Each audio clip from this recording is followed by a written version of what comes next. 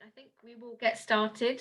Thank you very much, everybody, for joining us today and giving up some of your evening to listen to us speak about supporting you and your young person through higher education and apprenticeships. My name is Hannah Ford and I work for Study Hire at Oxford Brookes University, and I work alongside Kat Clark, who you can see in the corner here, and we have several panellists today that are here to talk to you guys, and they will introduce themselves in a moment, but hopefully you have all received by now your space packs. Sounds quite exciting, but your space boxes, which had a few goodies inside there, as well as your workbooks, which has a bit more information in there and has some activities for you to do with your young person. If you haven't yet received that, we do apologise, but we have sent an email to you all, which has the downloadable version, as well as the space workbook. It also has a timetable, which is quite useful to support you and your young person through sort of the timetable of revision, whether that's for GCSEs or for their A-levels. So I would let everybody introduce themselves, but then what we will do is we will go on to Kat, who will be talking to us about routes into higher education, followed by our panellists as well. So I will start with Kat, if you want to go ahead. Hello, yeah, so I'm Kat, and like Hannah said, I work on the study hire team as well at Oxford Brookes, and yeah, I'll be chatting you through the different routes in a minute. Thanks, Kat. We want to go to Sarah. Hi everyone, I'm Sarah Cullymore and I'm the Head of Apprenticeships at Oxford Brookes University. Thank you, Sarah. And on to Grace. Hi everybody, I'm Grace Elliott and I'm an administrator in the UK Partnerships and Apprenticeships at Oxford Brookes. Brilliant. And Elaine? Hello everyone, I'm Elaine Graham and I'm the HR Manager for DAF Trucks. Brilliant, thank you, Elaine. And Alice? Hi everyone, I'm Alice and I'm a third year marketing student at Oxford Brookes and I'm the student ambassador present for this evening. So yeah. Brilliant, thank you. So these are our panellists and they'll be here for answering any Q&As that you have at the end. So from 8 o'clock onwards, we'll answer any of the questions that you will have. If you would like to ask any questions throughout the session, please do pop it in our Q&A where you can type in anonymously and we will answer them either hopefully through the session or at the end of the session. Just to let you know that this is being recorded. However, we can't see any of your faces, so it is just us six on the screen that will be recorded as well. And to say that Alice is a current student ambassador and she's here to answer any questions you might have, you or your young person might have. And if it's not related to this week's session, apprenticeships and routes, that's not a problem at all. Please just, anything that pops up, Alice will be here to give you an honest representation of what it's like being a current student at university. So please do ask her. Another thing just to mention is if you do need to jump off at 8, that's no problem or any sooner. What will happen is you'll be given a screen that's got a little bit of feedback. It'd be wonderful if you wouldn't mind putting that through. We'll be really grateful for that. So thank you very much. And now to pass on to Kat, who will deliver her presentation. Thank you. Okay, so I'll just share my screen. 1 minute.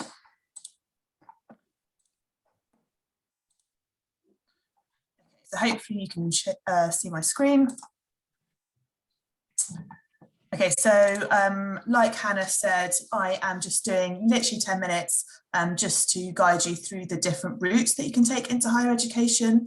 There isn't, I mean, a lot of people just think it is GCSEs, A-levels, and then either university or a career, but I'm here to show you that that is not the case.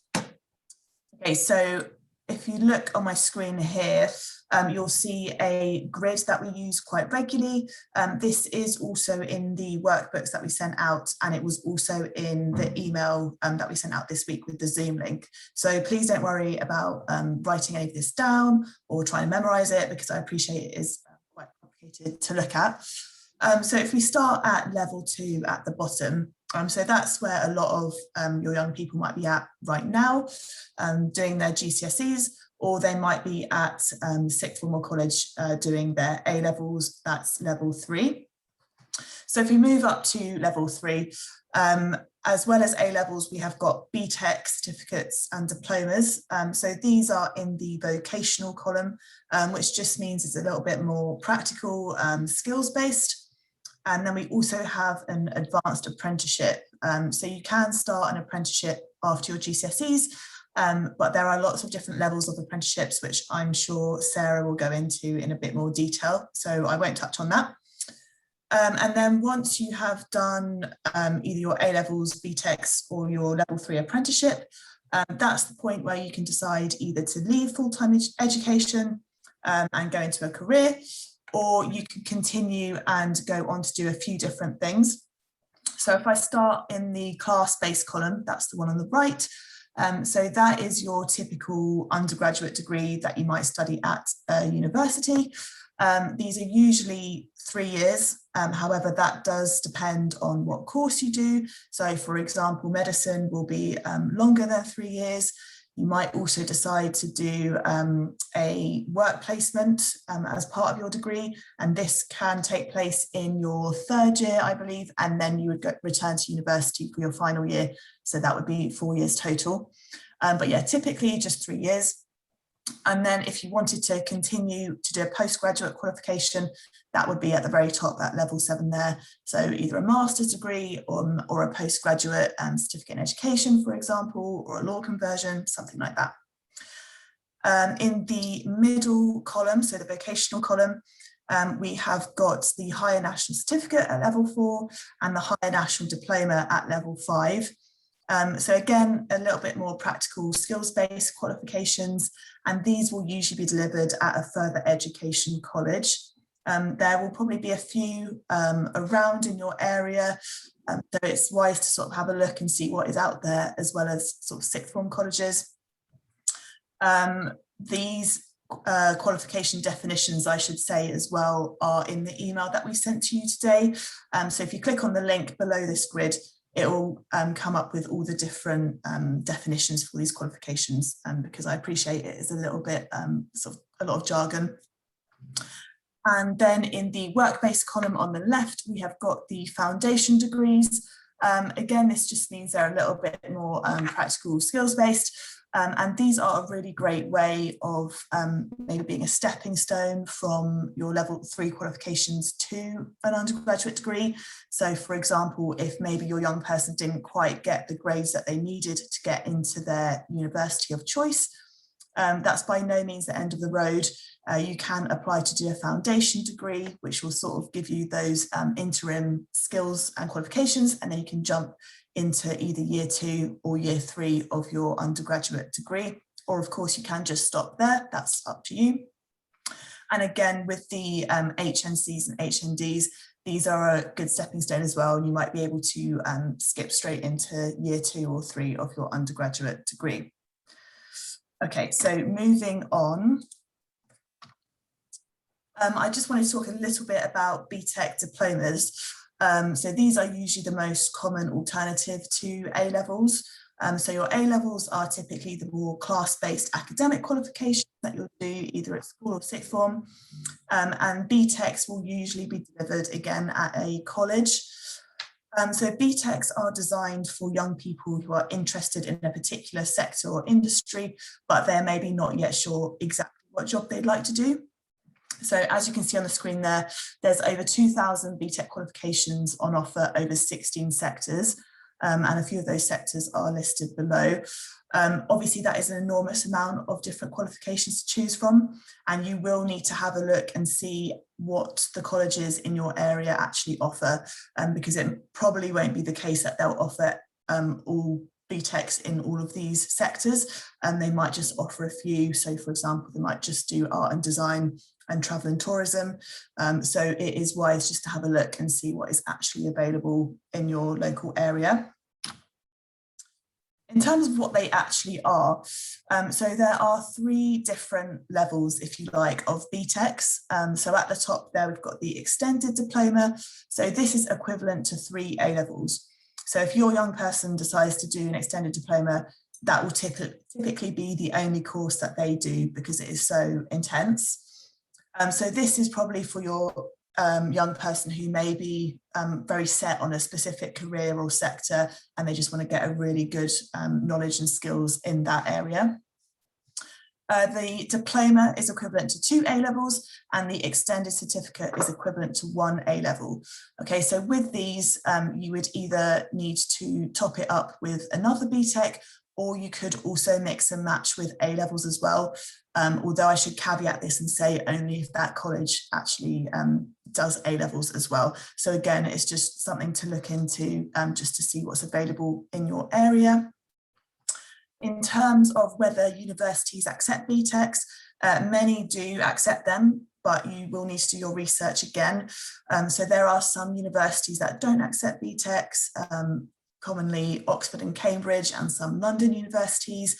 The sort of style of learning is just very different to how they deliver their degrees at those universities. So they wouldn't say that would set you up to study there. And again, it will also depend on which course your young person decides to do. So for medicine, again, as an example, that is a very specific route. They will need to do A-levels in the sciences, and there's sort of no way around that really. This is a very sort of rudimentary comparison of BTECs and A-levels.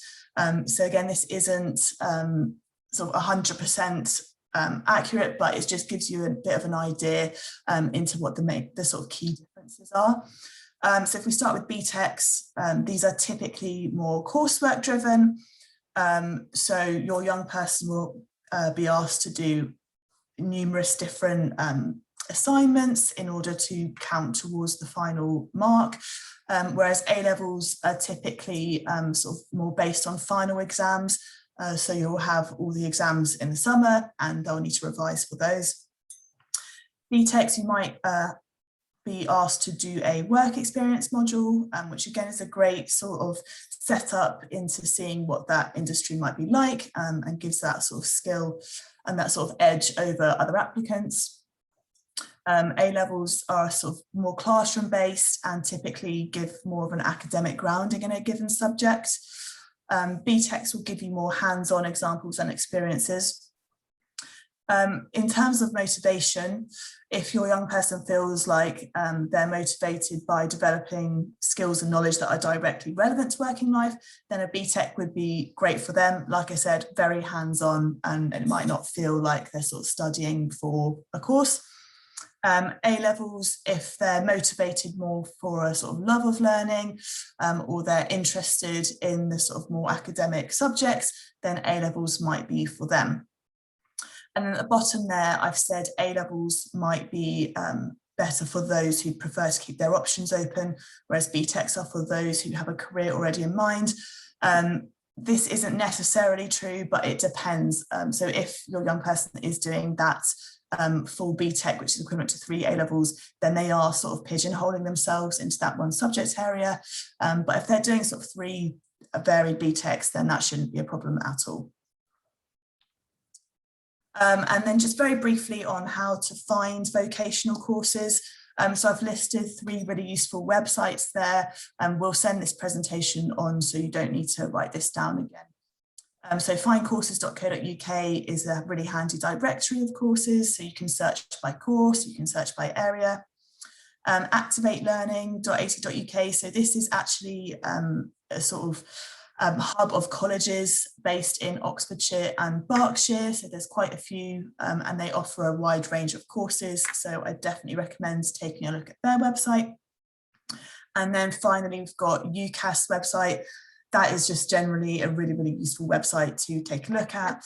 But this gives you more information about sixth form college and apprenticeship. So it's sort of like a hub of different information, and you can take a look at all those different areas. Okay, so that is it from me, a bit of a whistle-stop tour. So I will now pass over to Sarah, who will chat a bit more about apprenticeships. Hi everyone. Ooh. I'm just going to share my screen. Cool.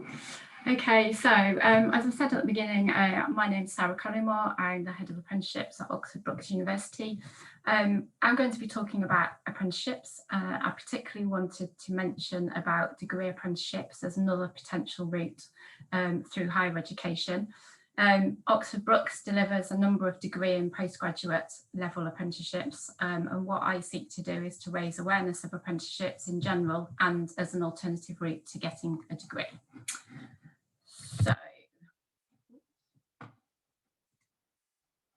So first of all, what is an apprenticeship? Apologies to those of you that already know what an apprenticeship is, but I think there are a lot of misconceptions out there about apprenticeships.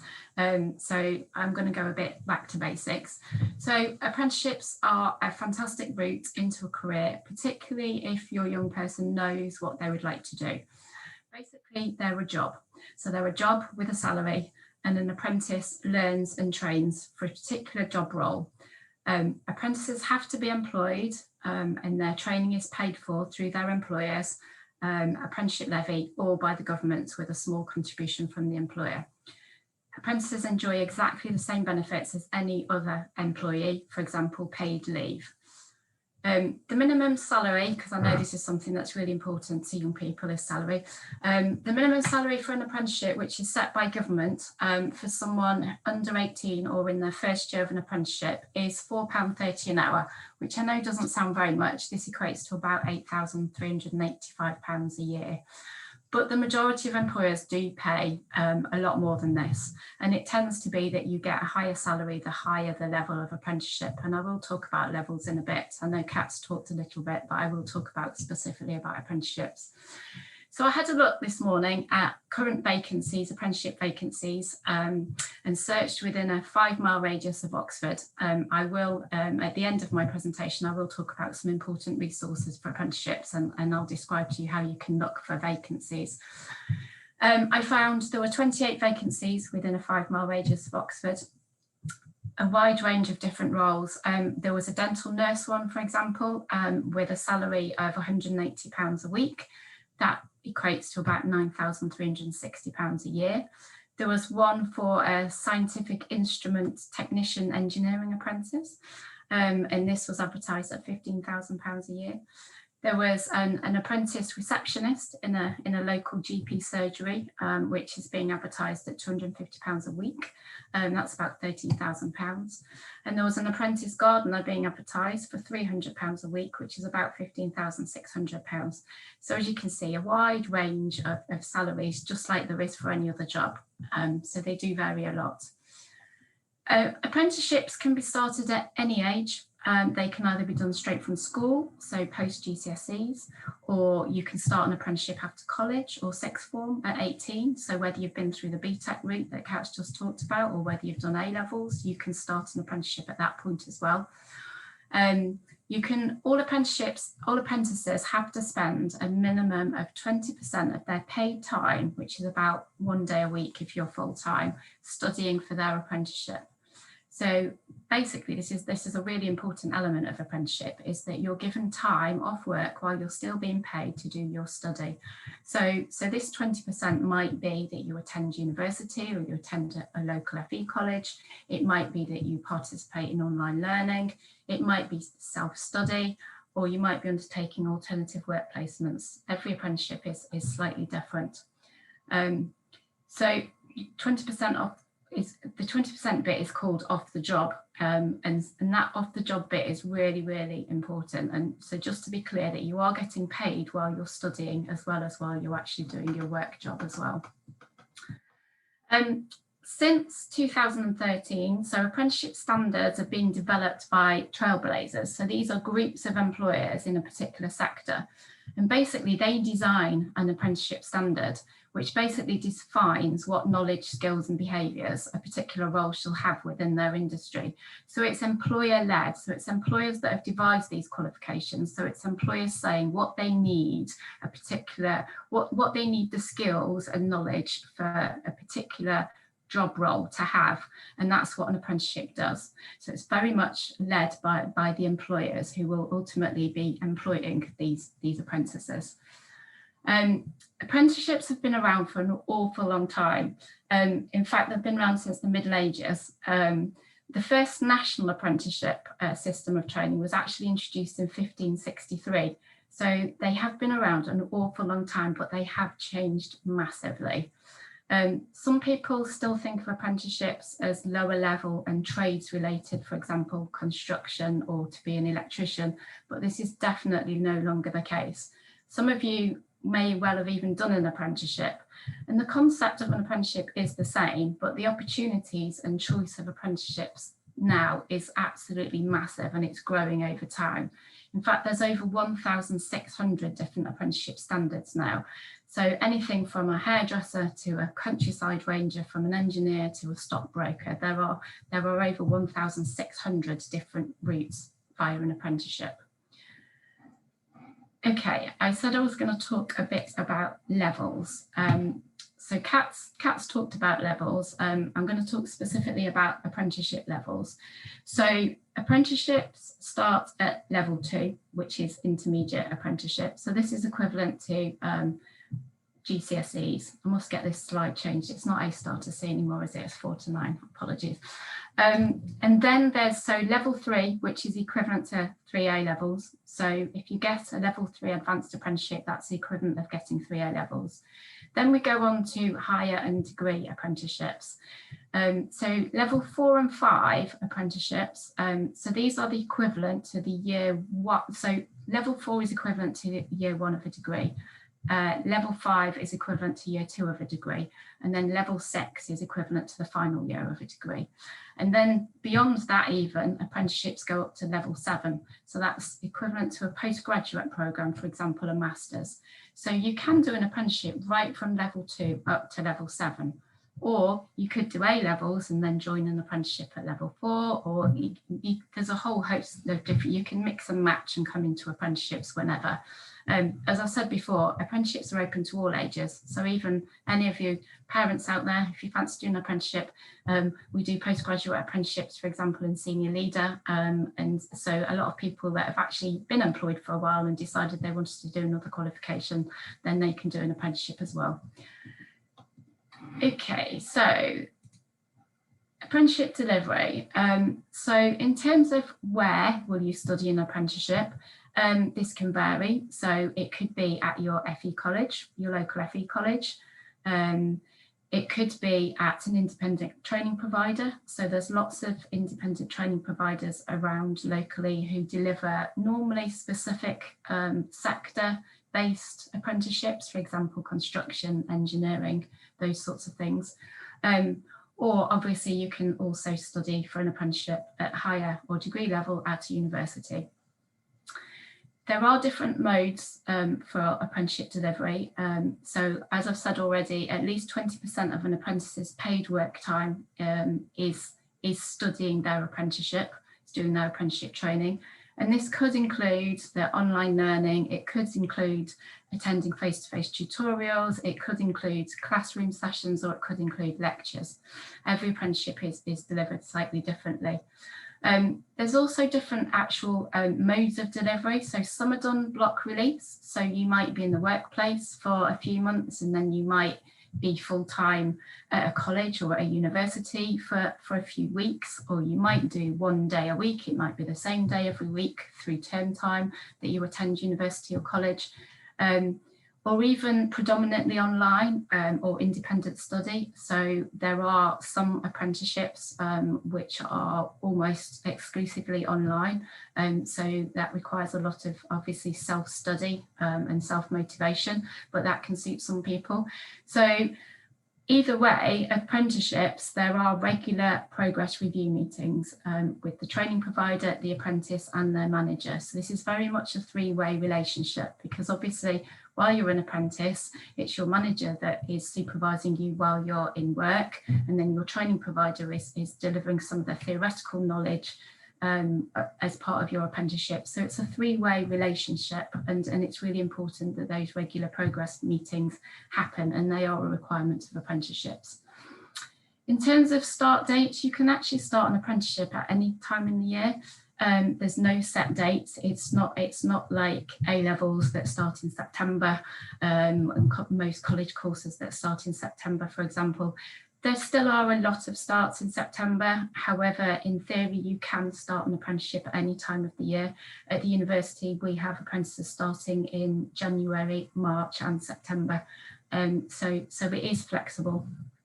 And I think, because September is the busiest period, I think in a couple of months' time, so I said that I looked at vacancies this morning on the website, and there was 28 within 5 miles of Oxford. You'll find that that will increase as it gets closer to the summer, because there are definitely more that start in about September time.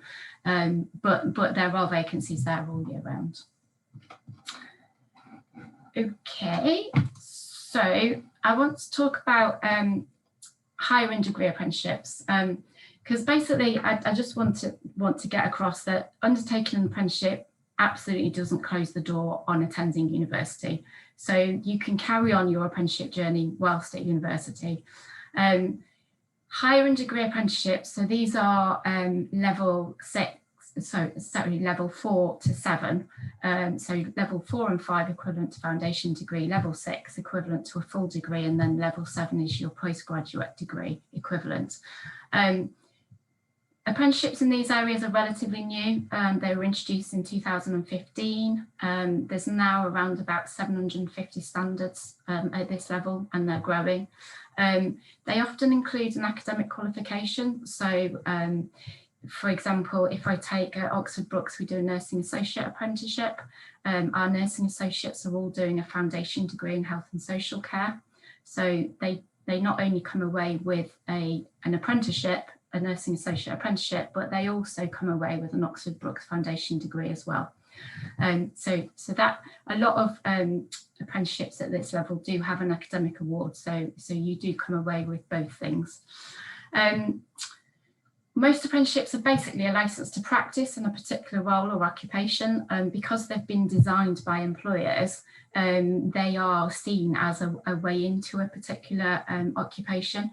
There's some really interesting sorts of apprenticeships at sort of level 6 and 7. You can do a level 7 apprenticeship in storyboard artist. You can do a level 6 in church minister, a level 6 in golf course manager. So there's lots of really interesting apprenticeships out there. And then there's also some of the more common ones. For example, there's a police apprenticeship. If you want to become a police officer, you can do that via an apprenticeship route. There's an apprenticeship to become a midwife, a paramedic, a nurse, a district nurse. So there's a lot of different routes. Another really interesting one that's become very popular is law.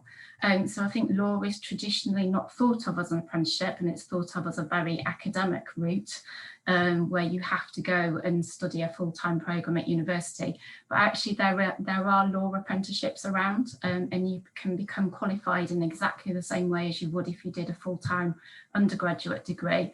But obviously at the end of your apprenticeship, you've also got all that work experience as well.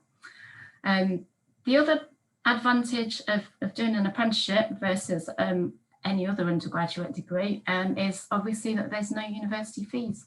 So the apprenticeship is paid for, as I've said, by the employer, therefore you won't have any student debt.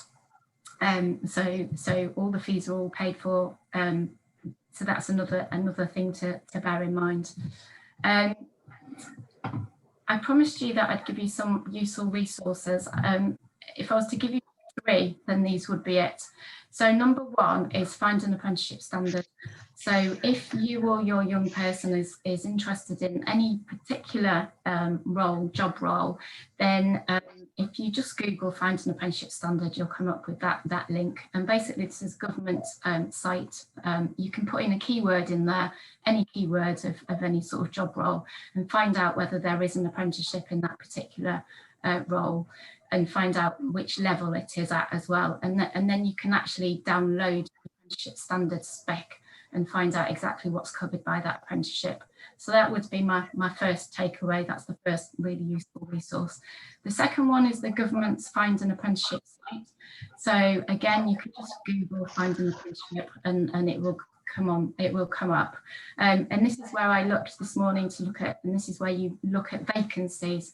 So if you go onto that Find an Apprenticeship site, you can either search in a particular geographical area, or you can search by keywords, or both. And basically you can find what apprenticeship vacancies there are locally, because as I said, apprenticeships are a job. They're not, so you don't go through UCAS to apply for an apprenticeship. You need to apply for a job that is being advertised as an apprenticeship. So this is a national website that has all apprenticeship vacancies on there. And it's quite interesting because you can have a look at the sorts of things, you can see what the salary is, you can look at the job description. And once you've registered with that site, that's where you apply for those apprenticeships as well. So there's a really simple application process that I'm sure Grace will talk about because she's been through it. The other resource is Amazing Apprenticeships. So Amazing Apprenticeships are a national organisation that go into schools and colleges and talk about apprenticeships in general.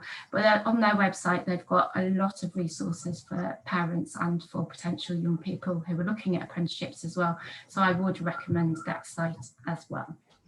So that's my three useful resources. I'm now going to pass on to Elaine, who's from DAF Trucks, and she's going to talk to you about apprenticeships from an employer perspective.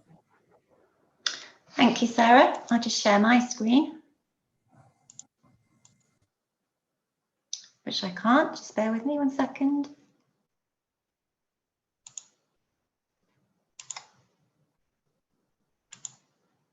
I'm not able to share for some reason. If you try again, Elaine, I've just had to change some settings for you. That should work on the bottom of your screen. Here we go. Right, thank you. Okay.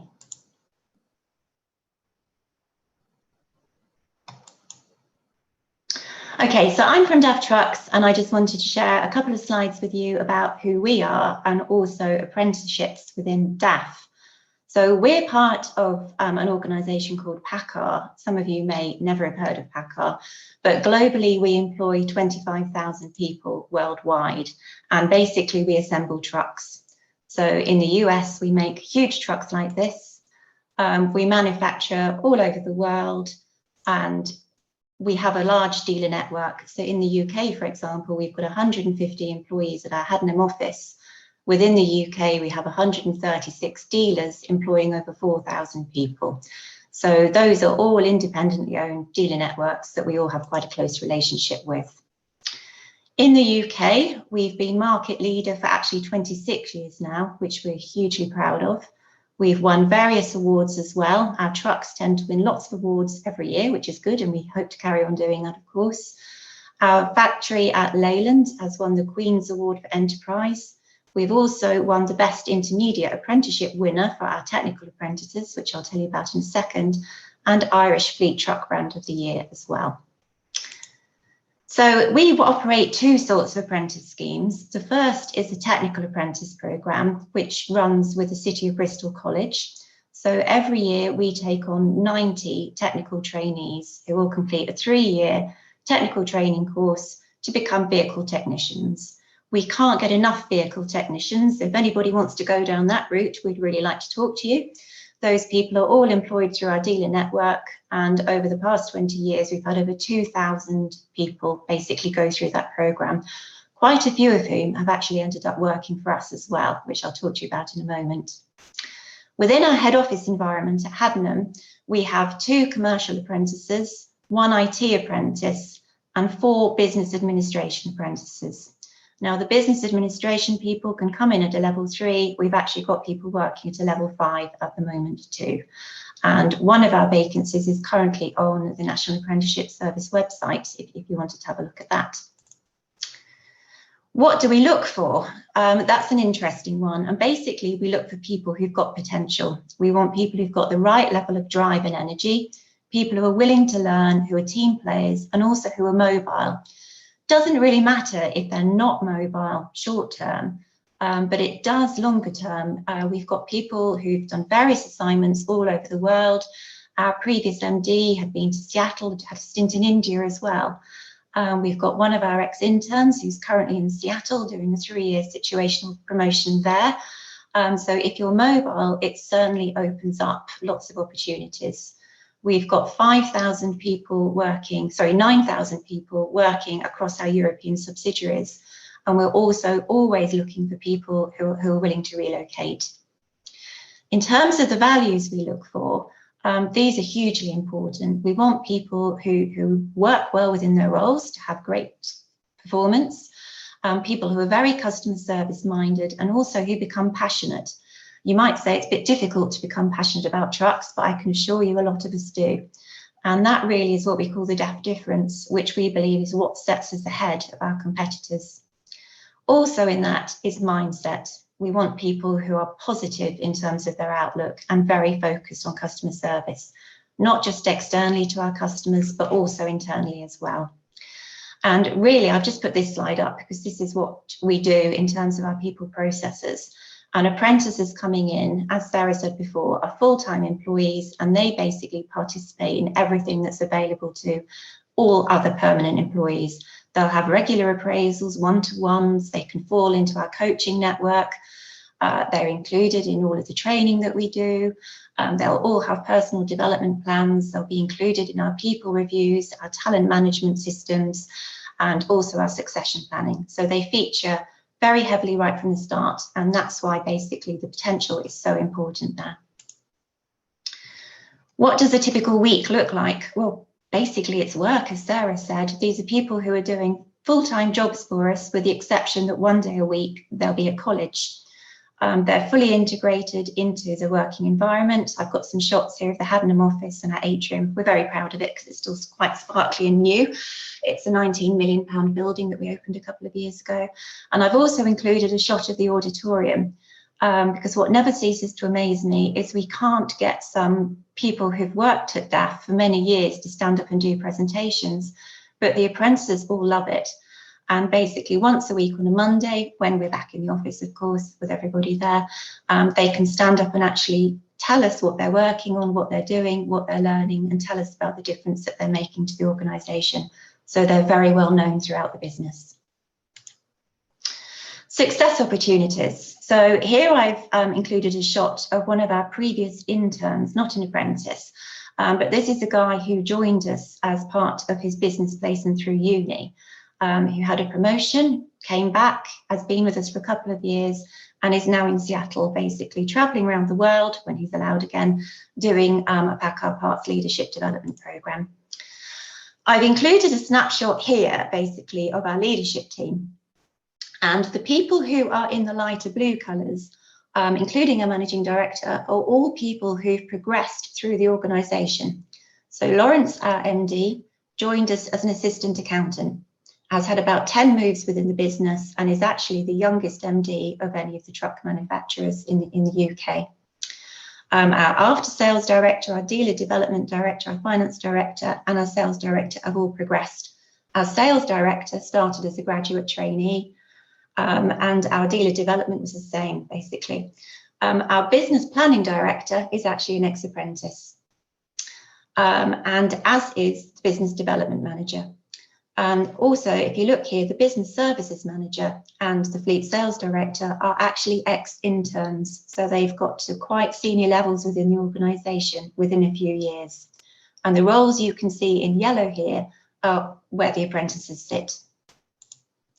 Just picking up on one of Sarah's points as well, we've actually got 11 people in the organisation studying for MBAs and degrees through apprentice levy funding. So it doesn't just mean once you've completed the apprenticeship, that's the end of it. You can actually go on to study other things as well. And we're very supportive of that. We've never actually said no to somebody who's asked to do it so far. So that's a quick whistle-stop tour from me. I'm happy to take any questions now, or perhaps at the end if you'd prefer. Okay, shall we move on? And I'll pass on to Grace, who's an ex-apprentice. Thank you. Good evening, everybody. Can you all see me all right? Okay, so I'm just going to share my screen 1 second.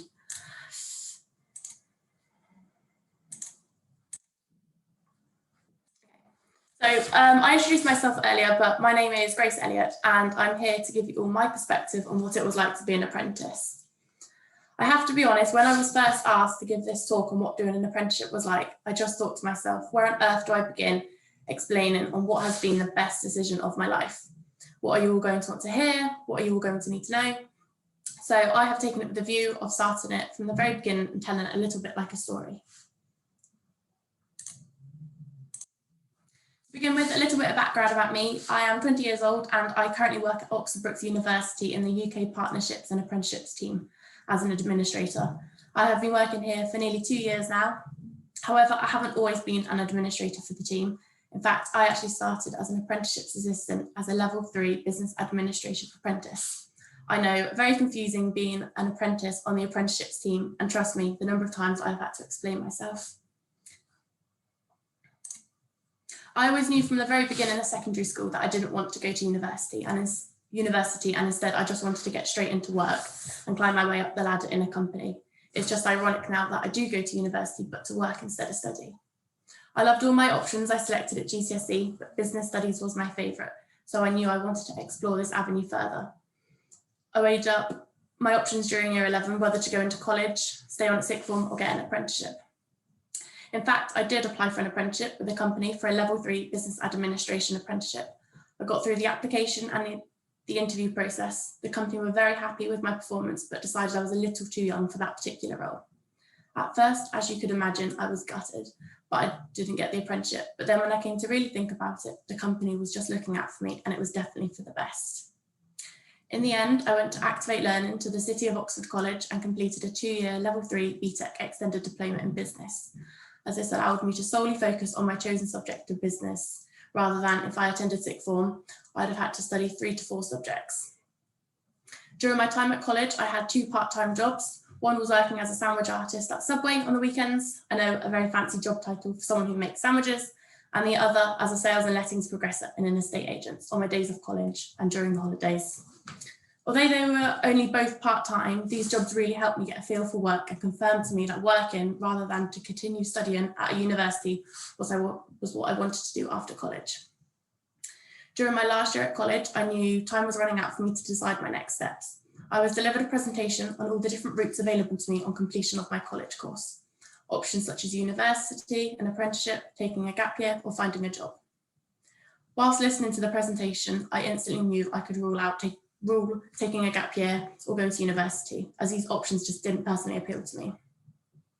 Initially, I was very scared to apply for another apprenticeship after being rejected last time, but I thought to myself that I'm in a much better position than I was 2 years ago, as I have now 2 years more work experience, a level 3 qualification, and that I'm now 18. On the back of the presentation given to me at college, I conducted further research into apprenticeships. This is when I then discovered the Gov.uk apprenticeship vacancy site, like Sarah mentioned earlier.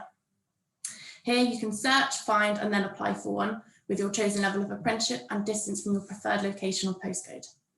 What I must stress to you all, and what Sarah mentioned earlier, is unlike university and school starting in September, apprenticeships start all year round, so it's never too late to apply for one. The application process was relatively straightforward. You enter details about yourself, education, your qualification, any relevant work experience you may have, and then certain employers ask a couple of extra questions. For example, you may get asked, what are your main strengths? What are your interests and hobbies? What skills would you like to improve during this apprenticeship? And what do you think will be the greatest challenge you will face during the apprenticeship? Once all of the required questions have been answered, you then submit your application and wait to hear back whether you have been successful or unsuccessful.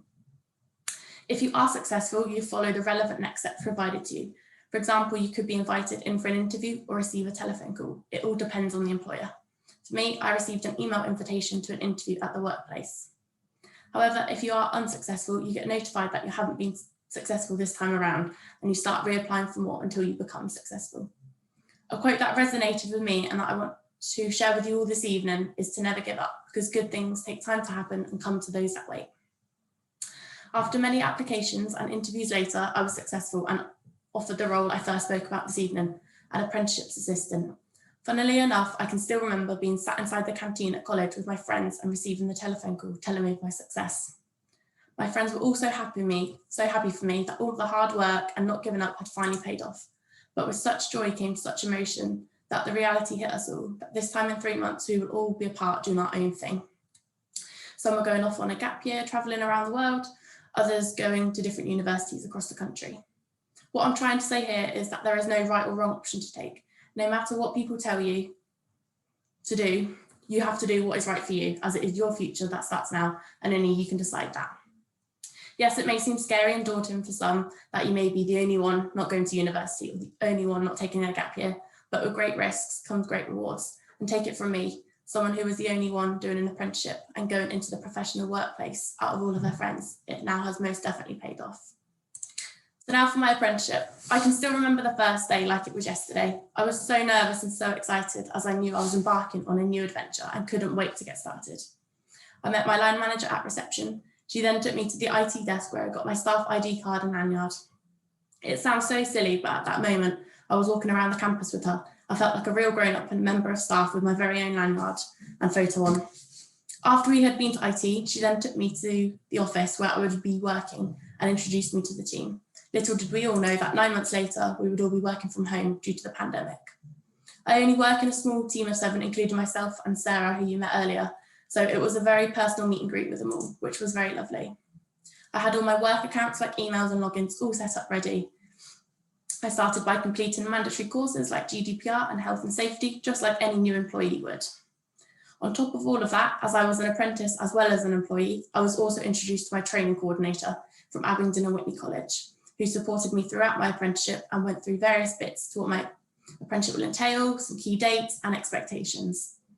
Once I was happy with it all, myself and my line manager signed 2 documents, one called an apprenticeship agreement and the other a commitment statement. I was also shown my training record, which I was expected to use to record all my off-the-job training elements. So items such as learning how to use the printer and scanner in my office, learning new skills on Word and Excel, online training courses, my college days, and many, many more. I attended college 1 day a week for 10 weeks, where I learned the content and theory to my apprenticeship. At college, I studied topics such as communication and the importance of it, principles of stakeholder management, project management, and other key business skills. On a day-to-day basis at the start of my apprenticeship, I was shown what to do and then carried out various work tasks that were listed on my job description. I made sure that if it was a new skill I was learning, that I would record it on my training record to count towards my off-the-job hours. Some days me and the team actually forgot I was an apprentice because I've always been treated equally and never felt below anyone. Unlike the stereotypical view everyone has on apprentices that they make the coffee and they do all the printing. Instead, I was given jobs that all my team were doing and felt so involved with the team, which was brilliant.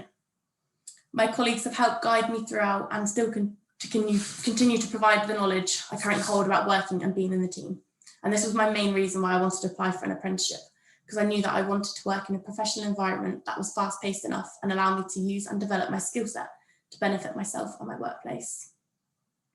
I knew that with an apprenticeship, I would be learning real-life business skills whilst working, which I felt I couldn't have learned just from a textbook. I felt that apprenticeships were a more advanced way of learning, as it requires you to put your knowledge and skills you've learned to use and into practice. I love the fact that you can learn every aspect of a business as an apprentice and gain an understanding of how each area works, as well as how it all fits together so the team can function effectively. Which leads me on to my next point. With each apprenticeship standard, you have different KSBs attached to it that need to be achieved by the end. KSBs stand for knowledge, skills, and behaviours, meaning that in order to complete these, you may have to work outside of your team. So for me, I went across various teams across the university. One example is where I went to the events and social media team. Here I completed many different tasks, which enabled me to use as evidence and say I could have completed the certain areas of KSBs that I couldn't have achieved by staying in my team. Reflecting on the skills and behaviours I have learned since being an apprentice, I feel I have really grown in confidence. My time management, communication, problem solving, teamwork, organisation, flexibility, and many, many more have all been boosted by this apprenticeship. Thank you, and I'm now going to pass you back to Hannah, who's going to start the Q&A.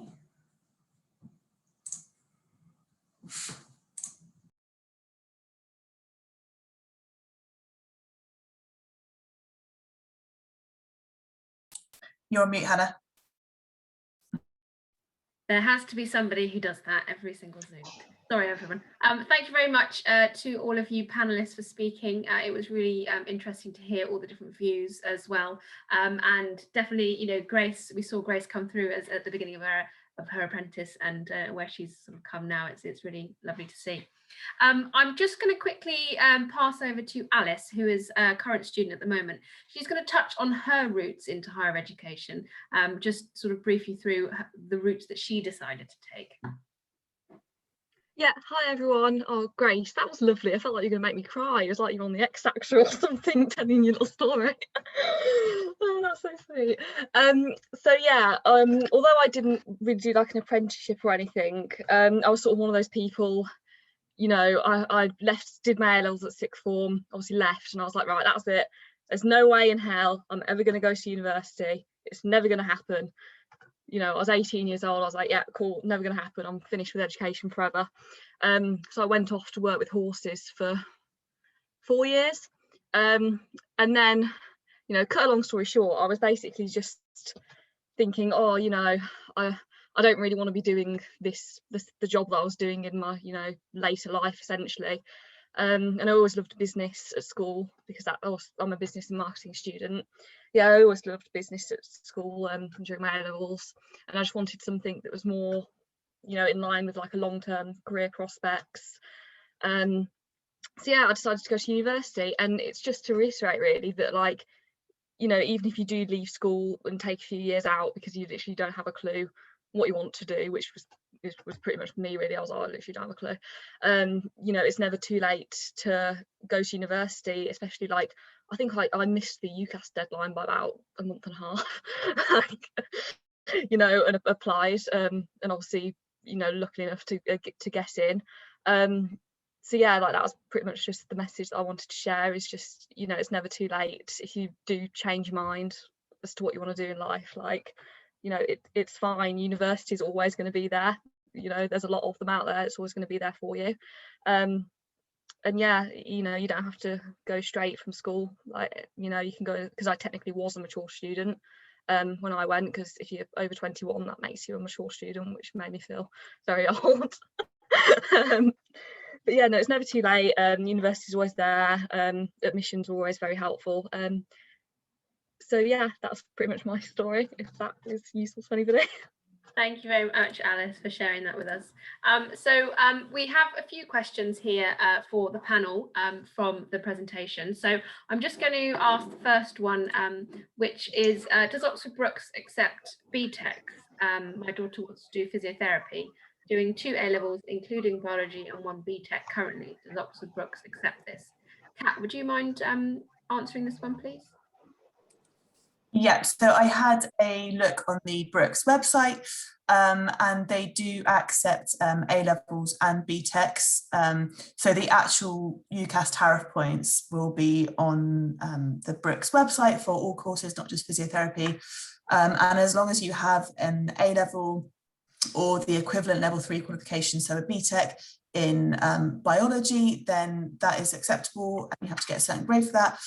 But it can either be a BTEC or an A-level, and then yeah, you can have a mix of the both, so that would be accepted. Brilliant, thank you very much, Kat. And then also from the same person, is there an apprenticeship available for physiotherapy? Sarah, would you have a knowledge about this one? Yeah, I didn't know, but I looked it up on one of the sites that I suggested. Yes, there is a physiotherapist. I can't even say it. There is a physiotherapist apprenticeship at level 6, so that's a degree level. So yes, it does exist. If you have a look at the Find an Apprenticeship Standard website, then you can have a look and see the details of that. But basically, yes, one does exist. Brilliant, thank you very much. And so Sarah, you did touch on this slightly earlier, but do you apply direct to the place of study or place of work for a degree apprenticeship, i.e. not through UCAS? Would you mind just reiterating that one, please? Yeah, so yeah, you apply for apprenticeship as though you're applying for a job. So basically an apprenticeship is a job, so you don't apply through UCAS. So as Grace said, she registered with the Find an Apprenticeships site, and then she applied through there. That is how you apply. So that site holds all of the vacancies nationally. So that's the place to go, definitely. So it's not through UCAS, it's through the Find an Apprenticeship site. Brilliant, thank you, Sarah. And a question for Elaine. How many apprentices at DAF are girls? On the head office apprenticeships, it's half and half. On the technical apprenticeships, it's nowhere near that. It's predominantly boys. We do have a lot of girls joining us though. So if you look back about 10 years ago, we probably didn't have any. If you look now, and I see, because I go to the Apprentice Awards every year and see them all lined up waiting to see who's won, we do get quite a few coming through now, so it is getting increasingly popular. But head office wise, it's half and half. Brilliant, thank you very much. And we want more, so we'll be advertising soon. And I was talking to our MD yesterday, and we have a plan from our high potentials that we want to grow our first woman truck manufacturer MD. So that's on our horizon. So if you've got people who are aspiring, then send them our way, please. Brilliant, thank you, Elaine. Just had another question come through. It says, if you need to relocate for an apprenticeship, is there any funding sources to support living costs apart from the apprenticeship's wage? Not sure who would like to take this question. Sarah. I mean, I can take it. I don't 100% know the answer to it, though, I must admit. I can't think of any support that I know. Obviously, you do get paid a salary, and I talked about what that minimum salary was and the fact that a lot of employers do pay more than that. I don't know, Elaine, are you aware of anything? The main criteria is obviously that people can get to the place of work and also get to the place of study. So that's the biggest challenge we have, just being in Haddenham, not that far from Oxford, but obviously people need to be able to do that. In terms of actual relocation support, we wouldn't offer relocation support, but I have to say we're quite generous with our salaries. So we pay way over sort of some of the levels that you've been talking about.